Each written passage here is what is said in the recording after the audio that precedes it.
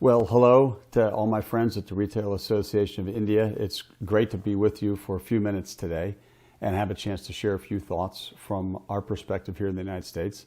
My name is Matt Shay. I'm the President and CEO of the National Retail Federation, and such a pleasure to be invited to join you for a few minutes. Thank you to Mr. Nagesh and to the rest of the team at RAI for the great work that you do for the retail industry, and also for this very thoughtful invitation. What I want to do is just share a few perspectives in three areas. And the first is sort of the economic view of where the consumer is in this country and where retail is in this country. The second is a little political overview that I think will have an impact on the way our country continues to recover from the pandemic, and specifically the impact that this might have on the retail industry and various legislative and political priorities. And then third, and finally, just a few thoughts about the future of retail and where I think we're likely to go as we head into the next phase of the recovery. So starting with the economic perspective, it's hard to think back beyond just the last 12 months. But if we do that in the United States, we would be looking at an economy as we began 2020 that was a very healthy economy, very low unemployment rates, very low interest rates, rising wages, and an extraordinarily healthy consumer. It was one of the best years in history as we began the year. And as we got into the pandemic, of course, and we experienced the terrible tragedy of the coronavirus, that had dramatic consequences for the retail industry. Many consumers were unable to get out and do the normal shopping that they would do. Much consumer discretionary spending completely disappeared.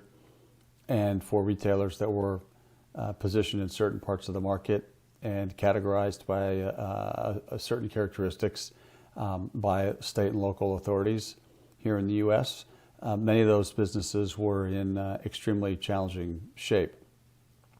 On the other hand, there were many other businesses that remained open throughout the pandemic, had regular access to consumers, had consumers visiting their stores daily, and those businesses, in many cases, did extraordinarily well. So we had two very different experiences as we got into the year, based on decisions about which retailers would be permitted to remain open and which would be forced to close their doors. And in spite of the dramatic pullback and the challenges across the economy, the terrible consequences of this health pandemic, if we look back now at the year 2020, we actually had a very healthy year from a consumer perspective.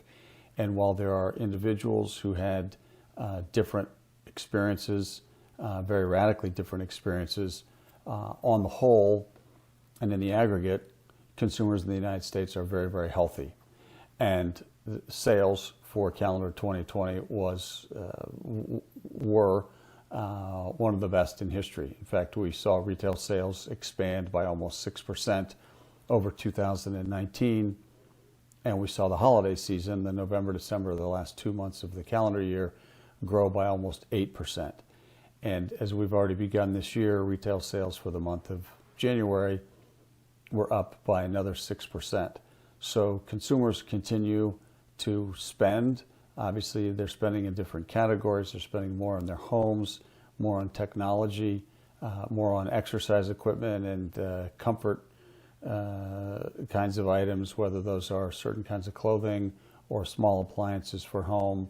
But in general, and in the aggregate, consumers continue to perform very, very well, driving our economic growth and continued expansion as we recover from the shock of last spring when the economy came to a halt.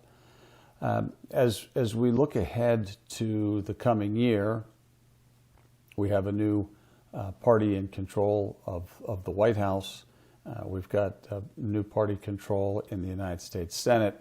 And for the first time in many years, in more than a decade, a single party controls both chambers of the Congress as well as the White House. And in that environment, there's certainly an opportunity to push through a very aggressive agenda. The challenge is that in this environment, the Congress, just as the country, remains very, very closely divided, and nothing near what you would consider a mandate for dramatic change, simply because of the majorities in the House and the Senate so very, very narrow. It will be extremely challenging for the new administration and the new White House, President Biden and his team, to take dramatic actions on a variety of issues that will impact the industry and the economy. As we saw last year, very decisive action in the spring, and then later in the year, additional action to generate fiscal stimulus and support for our economy. We certainly expect that there will be more of that kind of stimulus forthcoming. President Biden and his team have proposed a very bold agenda, nearly $2 trillion of investments to continue driving our economy forward. And we expect that we will see substantial investment in the economy and additional fiscal stimulus being passed in some shape or form within the next few weeks. And that will continue to provide strong support for our economy that hopefully will get us through the worst of this pandemic and position the economy to make a complete recovery when we get into the latter part of this year. In terms of the political and policy agenda items that we'll be dealing with here, certainly there's a different approach to trade than we saw in the last administration. There'll be more emphasis on bilateral, on multilateral as opposed to bilateral kinds of engagements. And I think we'll see the United States working in concert with a coalition of other countries as opposed to taking the go-it-alone approach on trade issues. Certainly environmental issues will be very, very important and continue to come to the forefront of the agenda. President Biden has a very ambitious agenda on climate change and environmental issues, so that will be a priority. And then labor issues, we expect, will be also a major feature of the agenda through the course of this year and into the near future. We're also keeping a close eye on tax issues. We think that this administration, as they've signaled very clearly, has a different view of the way our tax code should be structured. And we made great progress in the last administration, reducing the burden on businesses large and small, as well as on individuals. So we want to be sure that we don't see all of those gains eroded with dramatic changes. And then I expect we'll also see a substantial investment in workforce and skills and training and development issues, where we hope to partner with the administration.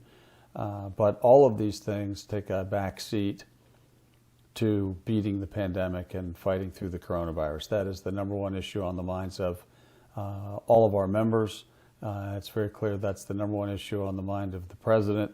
And in that regard, we've had very, very positive conversations exploring the ways in which we can work together and use and leverage the expertise of the retail industry to assist the administration in fighting the pandemic, using the expertise to help on supply chain logistics issues, distribution, and application of the vaccine, whole range of issues, which we will continue to do.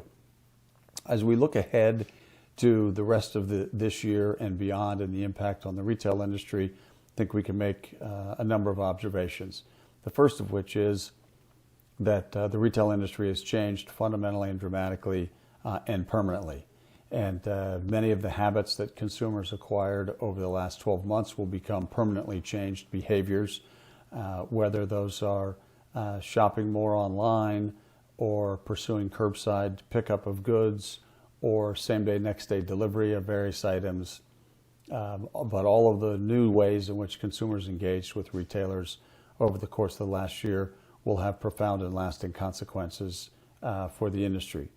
We certainly, I think, secondly, are going to see further winnowing, further shaking out of the relationship in the retail marketplace between winners and losers.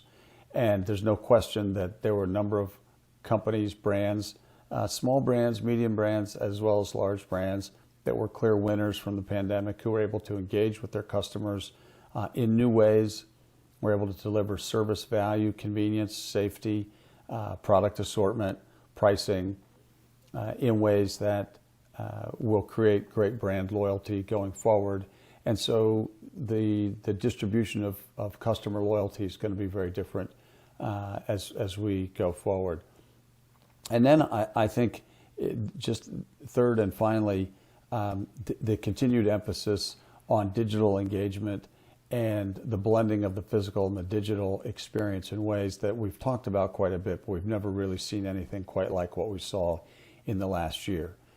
Real estate will in some ways continue to face some challenges, but there's no question that if it were not for the real estate and the physical presence of retailers over the course of the last year, our economy would not have been able to sustain itself.